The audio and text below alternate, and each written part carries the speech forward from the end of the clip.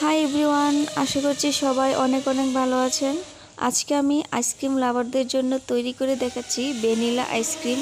খুবই সহজ রেসিপি, আপনারাও বাসায় ট্রাই করতে পারবেন। তো আমি এখানে দুধ নিয়েছি 1 কেজি মতো। তো দুধটাকে আমি ভালো করে ঘন করে জাল করে নেব। যতটুকু দেবো তার চেয়ে অর্ধেক করে নেব। তো এবার আমি গুঁড়া দুধ নিয়েছি আর 1 চামচ কর্নফ্লাওয়ার, সাথে গরম দুধটা দিয়ে গুলিয়ে নিচ্ছি। এটা দিলে আমাদের মিশ্রণটা আরও ঘন হবে, আরও ক্রিমি হবে। তো এরপর যে আমি এটা দিয়ে মিশিয়ে নিচ্ছি। এবার আমি দিয়ে দিচ্ছি কনডেন্স মিল্ক 2 চামচ। আপনারা চাইলে এর পরিবর্তে চিনিও দিতে পারেন, কোনো সমস্যা নেই। তো এখন আমি ভালোভাবে এটাকে মিশিয়ে নিচ্ছি। মিশানোর পর আবারও কিছুক্ষণ জাল করে নেব। তো এবার দেখুন কতটা ঘন হয়েছে।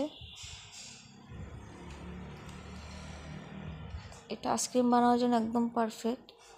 তো এখন আমি এটাকে উঠিয়ে নেব, উঠিয়ে একদম ঠান্ডা করে নেব। ঠান্ডা করার পর এটাকে ডিপ ফ্রিজে রেখে দেব কিছুক্ষণ।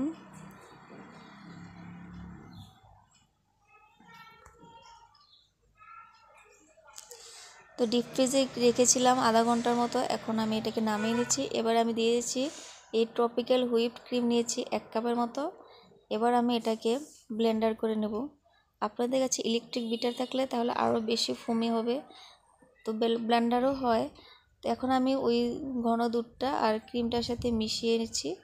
ভালোভাবে মিক্সড করার পর এটাকে আমরা ব্লেন্ড করে নেব। তো ব্লেন্ড করার পর আমি বক্সে করে ডিপে রেখে দিচ্ছি। এটা কিন্তু আমাদের এখনও তৈরি হয়নি। তো আমি 6 ঘন্টার মতো ডিপে রেখে, আপনারা কিন্তু চাইলে এই অবস্থাও খেতে পারেন একটু বরফ করে। তো আমি যদি এটাকে ফ্রিজ থেকে নামিয়ে আবারও ব্লেন্ড করি তাহলে এটা আরও বেশি ক্রিমি হবে, খেতে খুবই মজা হয়। তো আমি আবার এটাকে আবারও ব্লেন্ড করে নিচ্ছি। ব্লেন্ড করার পর অল্প একটু পিঙ্ক কালার অ্যাড করছি।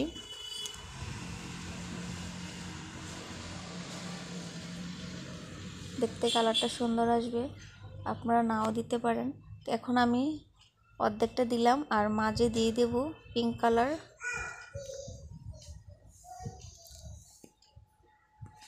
এবার মাঝে পিঙ্ক কালারটা দেওয়ার পর আবারও আমরা বাকি অংশটা উপরে ঢেলে দেব, তাহলে সুন্দর একটা কালার আসবে। তো পুরোটা ঢেলে দিয়েছি। এবার আমরা ফ্রিজে রেখে দিচ্ছি। 12 ঘন্টা পর আবারও ফিরে আসলাম। তো দেখুন আইসক্রিমটা কতটা সুন্দর জমে গেছে। তো এখন আমরা এটাকে পরিবেশন করব।